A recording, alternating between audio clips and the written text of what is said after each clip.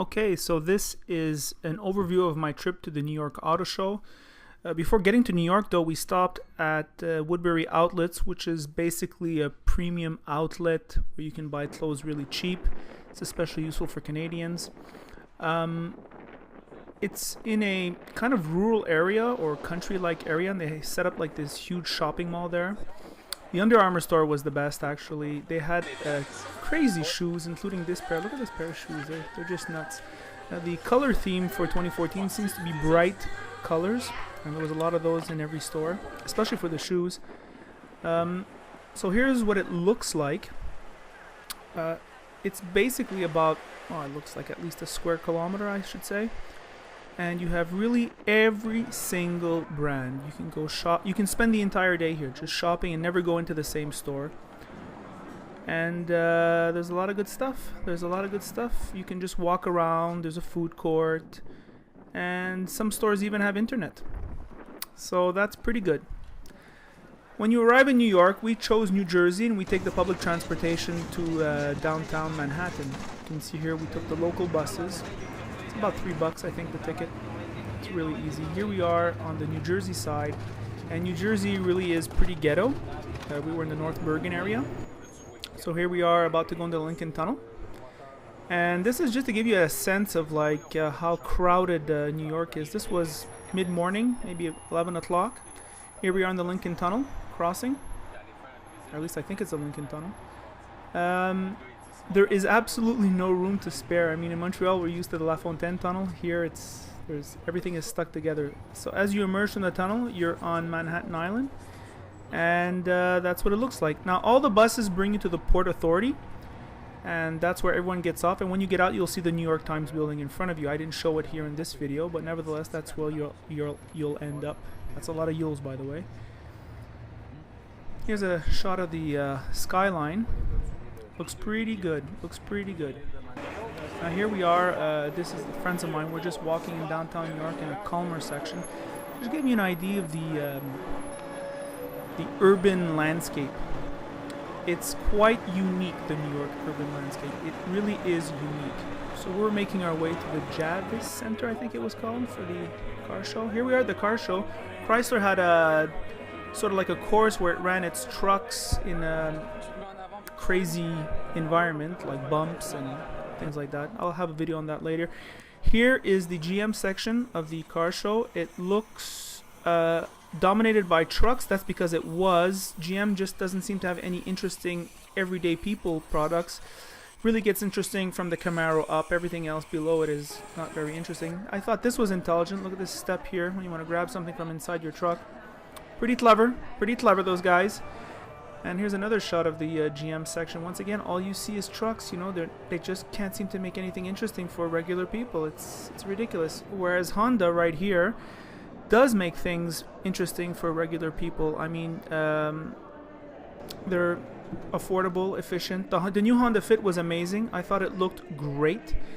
And I cannot get over how efficient and how much room there is in this car. It was actually out of control. These guys in front are all over 6 feet tall, 200 pounds, and they fit really, really easy in there. It's kind of redonkulous. And to give you an idea with the Magic seats, when you put them back, I jumped into the back seat when the Magic seat were up, and look at how much room there is. I mean, I am a big guy. I'm 225 pounds, and I fit there very, very, very easily. The Hyundai section, they're on the ball also. They don't make very soulful cars, but they certainly make optioned up cars. And as you can see, this is like, I believe it's the new Genesis. And it looks great inside and out. The rear seats are the best I've ever seen, and I love these little engineering booths where they show a cutaway of the car. It really looks good. Look at that. Like, you can see the they're not afraid to showcase what's underneath the hood, underneath the skin. The Ford section is pretty awesome. They had, like, I think the most colorful display, or at least one of the most colorful displays. That giant screen was huge. That was the Ford Fiesta ST. It's a car that actually I think I would buy if it wasn't for its crummy seats. I mean, it has the worst. The ST line has the worst seats in the industry. Let's face it. It's a shame because they have the best cars. They have really some of the best driver-oriented cars out there. So Ford is on the ball. New Mustang looks great. Looks great. And well, what else is there? Let's look at it a bit. That's a good looking car. That is a great looking car. I tried to get a shot of the interior. Ford wouldn't let us get into their cars. I can tell you that the interior looked great as far as I was concerned. Here it is in a different color with the black mags. A lot of black mags for the American car dealers. Here's a nice ass, you know. What the hell? Let's see a nice ass when we're at the car show. I think it's appropriate. Here's the Porsche section. If you look at the Porsche section, the paint quality on this 918 was redonkulous. It was just beautiful. Here was the 911 Turbo. That too looked really, really good. I just find that Porsche's reputation is well deserved. The rich like to customize, and if you can see, this is an Aston Martin interior. Look at how you can customize the interior. Here's a beige and blue interior. It looks wonderful. The rich really like customization. Here's one of the most intelligent cars I saw at the car show, the Volkswagen GTI. I'm not really a Volkswagen product guy, but this car it's the goods. It just seems right for an entry-level luxury hatchback. I kind of like this thing. This was at the Lincoln presentation. Lincoln really doesn't have any interesting products. I don't understand why Ford doesn't just kill that line. It's pretty much useless. And well, it looked great though. They presented it very well, but you know, the wrapping is not indicative of what's inside. World Car of the Year, the Audi A3, well deserved. Fuel efficient, just small, luxurious, compact. It's just right. It just makes sense today. And that's a look at the S3. The S3 mags were very nice. Toyota had their concept car on the presentation. I can't remember what it's called, but it's really the new Supra. They gave another name to it, of course. And look, you can even see the engine through the hood. That I thought was pretty clever, you know. Showcase the mechanics. Just showcase them. It's really clever. Here is the the new Toyota Corolla. This is the S model. Basically, this is probably the best car in the world transportation-wise. It's just so reliable. Now they made it more attractive. Here's the new Toyota Camry that's coming out later this year.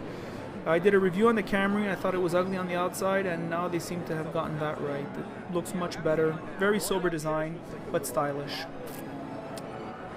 At the BMW section, which is probably one of the best sections, we see the M235. Looks good here with the paint. Reviewers love it. Here's the M4, which I don't know, like this color is not happening for it. I saw it at the Montreal car show, was better. This is the best BMW car I think out there. The 4 Series 4-door coupe. It's just beautiful. It is beautiful. Best car of the show, I thought. Here's the BMW i Series. The i3 is just a great car. I'll show a video of it after, and then you have the i8, which everyone has seen. Take a look at this video. They were demonstrating how fast the i3 was, and it really is fast. It flies. That they were really gunning it, and of course you're inside. It's all electric, so there's no exhaust. Look at this guy. It flies. It flies. Look at it take the curve. It's the goods.